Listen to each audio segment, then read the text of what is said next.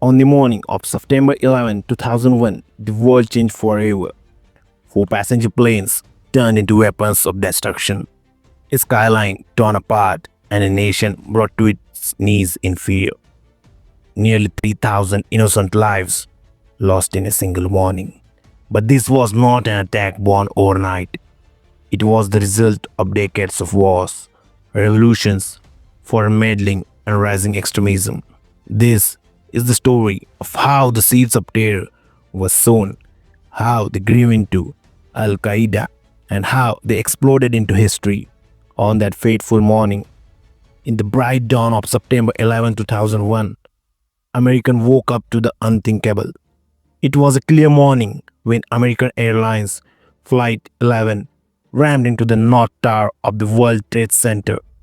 Just minutes later, United Airlines Flight 175 was seen on live television crashing into the South Tower. Amid the chaos, first responders sprang into action. Firefighter William Bailey Essengrens recalled, "I saw the plane crash into the tower and I said, all right, now I'll have to go to work."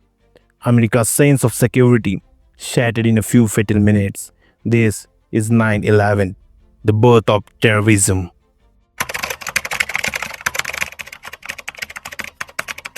To understand 9/11, we must go back to Afghanistan in the 20th century. It was ruled by monarchs who struggled to balance modernization with tradition. King Amanullah Khan, who ruled from 1919 till 1929, he won Afghanistan's independence from British influence in 1919. Inspired by Turkey's Atatürk, he attempted rapid modernization, introducing Western dress, education reforms, and women's rights. But his reforms angered tribal leaders and religious conservatives. By 1929, he was forced into exile. After Amanullah, Afghanistan went through instability until the monarchy was restored under Muhammad Nadir Shah. His son, King Zahir Shah, who ruled from 1933 till 1973, he ruled for 4 decades.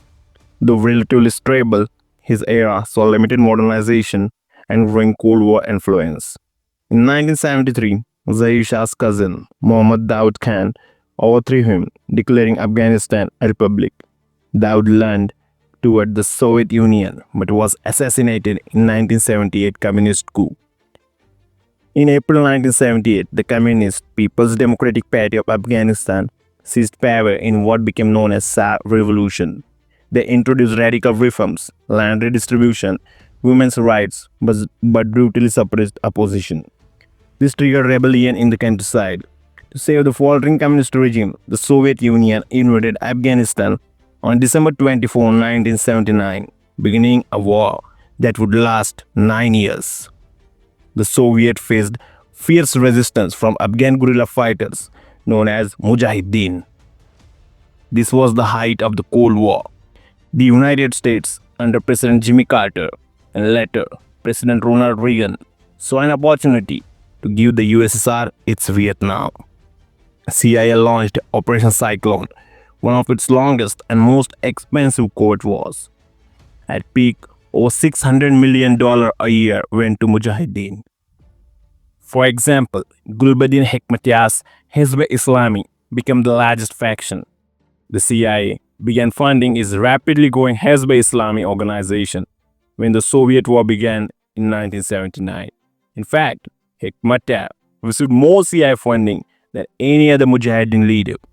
Another prominent commander was Ahmad Shah Massoud, aka Lion of Panjshir, whose Jamiat-e-Islami forces held up Soviet offensives in the Panjshir Valley with British MI6 and US CIS support. US supported rifles, ammunition, and most famously, Stinger anti-aircraft missiles that downed Soviet helicopters. Also, they were provided training. CIA worked through Pakistan's ISI to arm, train, and guide fighters. Even Saudi Arabia matched US funds dollar for dollar. China and UK also secretly contributed arms. However, the war became a global jihad. Thousands of volunteers came from Arab countries inspired by religious calls to defend Muslims. Among them was Osama bin Laden, a wealthy Saudi who funded fighters, built camps, and created networks that later became Al Qaeda. These fighters were not the main force in defeating the Soviets. Afghans did the bulk, but they gained training, confidence, and connections that shaped future terrorism. After nearly 10 years of war, facing 15,000 Soviet troops' deaths and high costs, the USSR withdrew in February 1989.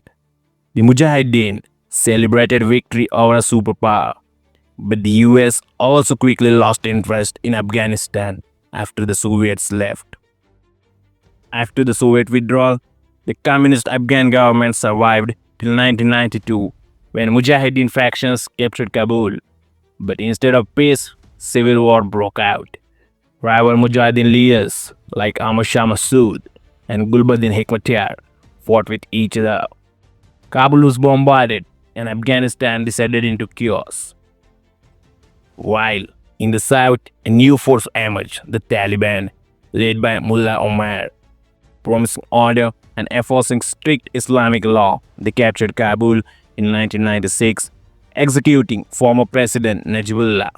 The Taliban soon controlled most of the Afghanistan, offering sanctuary to Osama bin Laden and Al Qaeda.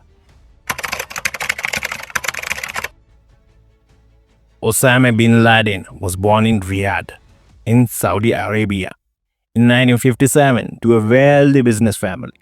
He became radicalized in the late 1970s under the influence of militant clerics. After the 1979 Soviet invasion, bin Laden went to Afghanistan, where he linked up with Abdullah Azam and other Arab veterans. By 1984, he was fundraising and recruiting Arab volunteers to the Afghan Jihad. His own fortune and charisma boosted his profile. In 1988, bin Laden helped create a new organization called Al Qaeda, meaning the base, built on a database of Mujahideen recruits.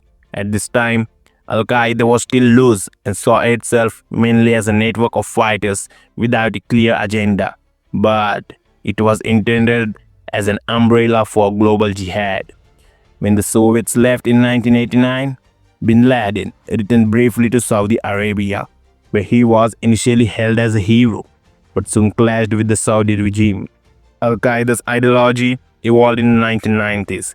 Bin Laden declared that presence of US troops in Saudi Arabia after the Gulf War and US support for Israel and sanctions on Iran were aggressions against Islam. In 1996, he issued a fatwa declaring war on the United States, demanding American forces leave the Arabian Peninsula. By 1998, bin Laden publicly asserted that terrorism against America deserves to be praised because it was a response to injustice and aimed to force the US to end its policies, especially support for Israel. In this way, he justified targeting civilians as reprisal for what he saw as Western aggression. In his own words, quote unquote, the end of the United States is imminent. The economy is the base of US power. If the economy is hit, they will become occupied. On the morning of September 11, 2001, hijackers, in all 19 terrorists, 15 from Saudi Arabia, 2 from UAE, 1 from Egypt, and 1 from Lebanon, carried out the attacks. They organized into 4 teams to hijack 4 US airlines. 3 of the pilots, Mohammed Atta, Marwan al-Shehi, Ziad Jarrah, trained with the Al Qaeda's Hamburg cell. All 19 had entered the US by mid-2001. On the morning of September 11, the plot unfolded in rapid succession. The first indicators were alarming radio transmission. Maybe it was by mistake, but however, Flight 11's lead hijacker, Mohammed Atta, accidentally broadcast to air traffic control of New York. We have some planes, just stay quiet and they will be okay. Nobody move, everything will be okay. The nation braced as events moved swiftly. At 8:46 a.m., American Airlines Flight 11, which was to fly from Boston to Los Angeles, with 11 crew and 81 passengers, plowed into floors of 93 and 99 of the North Tower of the World Trade Center. All 92 on board, including 5 hijackers, perished instantly, and hundreds in the tower were killed on impact. At the time of the first attack, President George W. Bush was sitting in a Florida elementary school reading the Pet God with children. An aide came to him and whispered in his ear, "A major accident, Flight 11 collided with WTC North Tower." It was thought to be an accident, but few from Newark Airport Authority knew that it was a planned attack. At 9:03 a.m., United Airlines Flight 175, which also was to fly from Boston to LA with 9 crew and 56 passengers, crashed into the South Tower. The collision was broadcasted live on television, shattering any doubt America was under attack. All 64 aboard died, with 5 hijackers and 60 crew and passengers. An aide whispered President Bush's ear, "A second plane has hit the World Trade Center. America is under attack." After that, for 7 tense minutes, the president remained seated, trying to maintain calm while the world outside plunged into chaos. Immediately after the second tower catched fire, visible from miles away, thick smoke billows as flames spread. At 9:59 a.m., the overloaded South Tower collapsed in free-fall fashion, killing everyone remaining inside. At 9:37 a.m., American Airlines Flight 77 departed delays from Virginia to Los Angeles. Hijackers steered the flight into the Pentagon at full throttle. Of the 64 people on board, with 5 hijackers and 59 crew and passengers, none survived. And 125 military and civilian personnel in the buildings were also killed. At 10:03 a.m., United Airlines Flight 93 was to fly from Newark to San Francisco. However, the passengers learned of the other attacks via phone. They fought back. On Flight 93, Todd Bamer and other rallied with words, "Let's roll!" storming the cockpit and preventing a strike on the White House or the Capitol. All the 44 aboard died, which included 40 crew and passengers, in a crash in a field near Shanksville, Pennsylvania. At 10:28 a.m., North Tower collapsed. In total, more than 2,700 people died in the World Trade Center complex. The attacks killed nearly 2,977 victims, excluding the 19 hijackers. First responders suffered grievous losses. The 43 New York firefighters and 72 police officers were among the dead. At least $10 billion worth property and infrastructure was destroyed. The attacks remain the deadliest terrorist event in history.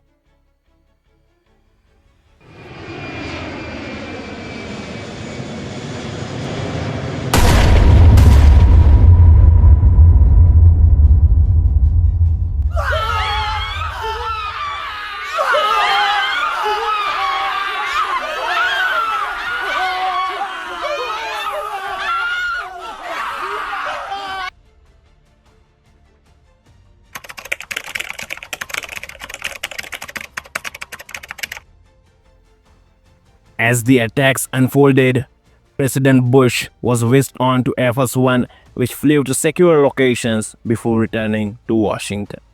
That night, he addressed the nation, "We will make no distinction between the terrorists who committed these acts and those who harbor them." Within days, the US demanded that Taliban in Afghanistan hand over bin Laden. However, the Taliban refused. On October 7, 2001, the start of Operation Enduring Freedom, a US-led invasion of Afghanistan targeting Al-Qaeda and the Taliban. On the home front, security and sentiment shifted dramatically. Congress passed the USA Patriot Act, vastly expanding surveillance and detention powers. Many countries worldwide strengthened anti-terrorism legislation and expanded their intelligence agencies in the weeks after 9/11. Conversely, millions of Americans rallied in solidarity and remembrance. Bin Laden was declared public enemy number 1. For the first time in history, NATO invoked Article 5, which stated that an attack on one member is an attack on all. World leaders from London to Delhi condemned the attacks, standing with America. US intelligence agencies intensified tracking of Al Qaeda cells worldwide. The result: the Taliban was ousted from Afghanistan by December 2001. Al Qaeda leaders dispersed. However, Osama bin Laden remained at large until 2011. On September 17, Bush addressed American Muslims at Washington Mosque, declaring, "The face of terror is not the true faith of Islam. Islam is peace. These terrorists don't represent peace, they represent evil and war." However, a darker aftermath emerged as well. Nationwide, Islamophobia and hate crimes spiked. The Southern Poverty Law Center documented assault and harassment against Arabs, South Asians, and Muslims in the weeks following 9/11. FBI figures show anti-Muslim hate incidents in the US jumped over 1600% from 2000 to 2001. As Representative Ilhan Omar reflected, there were Muslims who lost their lives in those towers, but many were unfairly othered by their own country. Over time, some of this backlash has eased, but studies find prejudice persisted for years afterwards. On October 7, 2001, the US and allies launched Operation Enduring Freedom in Afghanistan. Within weeks, the Taliban government collapsed and Hamid Karzai became interim leader. By the end of 2001, over 2,590 troops were on the ground. On March 20, 2003, the US invaded Iraq, claiming Saddam Hussein had weapons of mass destruction. Over the next decade, more than 2 lakh Iraqis and nearly 4,500 US soldiers died. The war destabilized Iraq and fueled the rise of ISIS. Calling Afghanistan the war of necessity, in 2009, President Barack Obama deployed 30,000 more troops, bringing the US total to over 1 lakh.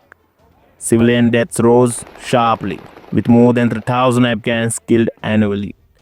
After nearly a decade in hiding, Osama bin Laden was found in Abbottabad, Pakistan, living less than a mile from a military academy in Pakistan. US Navy SEALs stormed his compound, and on May 2, 2011, bin Laden was killed brutally. His body was buried at sea. In 2014, NATO ended combat mission. By now, 3,500 coalition troops had been killed, including 2,300 Americans. Afghan civilian deaths from 2001 to 2014 numbered over 21,000. In 2020, the US and Taliban signed a peace deal. The US agreed to withdraw all troops by May 2021 in exchange for Taliban promises to prevent terrorism. President Joe Biden completed the withdrawal in August 2021. On August 15, the Taliban entered Kabul without resistance. On August 26, a suicide bombing at Kabul airport killed 170 Afghans and 13 US soldiers during evacuation. That's why on August 30, 2021, the last American soldier left Afghanistan. In total, the war on terror cost the US over $8 trillion and claimed nearly 9 lakh lives worldwide, including soldiers, militants, and civilians. More than 2 decades after 9/11, the world is still haunted by terrorism. Al-Qaeda may have weakened, ISIS may have lost territory, but the ideology survives, spreading to lone wolves, splinter groups, and online radicalization. ISIS still claim over 1,800 lives in 2024 alone, spanning 22 countries across Asia, Africa, and Middle East. South Asia remains a burning front. In Pakistan and Afghanistan, terror groups regroup under new names, and across border, India stands as one of their primary targets. But some of the most potent threats today circle much closer to home. In South Asia, territories shadowed by nationalism, geopolitics, and fractured peace, terrorism retains its deadly edge. Even in 2025, India continues to face intense challenges from militant groups, some rooted deep within and others crossing the borders. The recent sighting in March 2025, a fierce gun battle in Kathua, Jammu and Kashmir, resulted in the deaths of 4 police officers and 2 militants. Yet, it was the April 22, 2025 Pahalgam attack that shook the nation to its core. 26 civilian lives lost, mostly Hindu tourists. On that fateful afternoon in Baisarun Valley, terrorists armed with AK-47s and M4 carbines stormed the scenic meadow, a place known for tranquility and pony rides. They targeted tourists based on religion, asking victims to recite the Islamic Kalma or show circumcision before opening fire. Among the casualties were 25 tourists and a local Muslim pony operator who bravely resisted. This wasn't just an attack, it was calculated. Tourism turned into terror and hope into horror. The Resistance Front, that is TRF, an offshoot of the Pakistan-based Lashkar-e-Taiba, that is LET, initially took credit. However, they afterwards retracted. Yet, evidence shows its deep links to LET as a proxy terror structure. Reports identify Saifullah Kasuri, a deputy head of LET, as the mastermind. The assault signaled Pakistan's intent to destabilize the valley's fragile peace and push back against post-Article 370 normalization. The Pahalgam massacre exposed the shifting face of terrorism, not only in India but also worldwide, targeting soft targets, civilians, and tourist havens. Yet, the India's resolve grew stronger, supported world over by leaders of different countries like USA. The counter-terrorism strategy combined military precision, diplomatic coalition building, civil resilience, and judicial accountability. The story started on the morning of September 11, 2001, when the world witnessed how hatred could turn airplanes into weapons and innocent lives into ashes. But terrorism did not end there. From New York to Kabul, from London to Mumbai, from Pulwama to Pahalgam, its shadow still lingers. And yet, the story of humanity is not just about the wounds, but also resilience. Every firefighter who rushed into the burning towers, every soldier who stood guard in Kashmir's valley, every citizen who refused to bow to fear, they proved that terror can destroy buildings but never harm the human spirit. But one question often strikes my mind. Was 9/11 attack preventable? If yes, how could it be? If intelligence failure and negligence was reversed, then it was maybe possible. However, in today's world, we need vigilance and global unity instead of division. These are not lessons for the past alone, they are blueprints for our future. Today, nations must rise above politics and act together. Technology must be used not only to wage wars, but to detect threats before they strike. Communities must be empowered so that young minds are not poisoned by propaganda. Because terrorism feeds on silence, on ignorance, and on hate.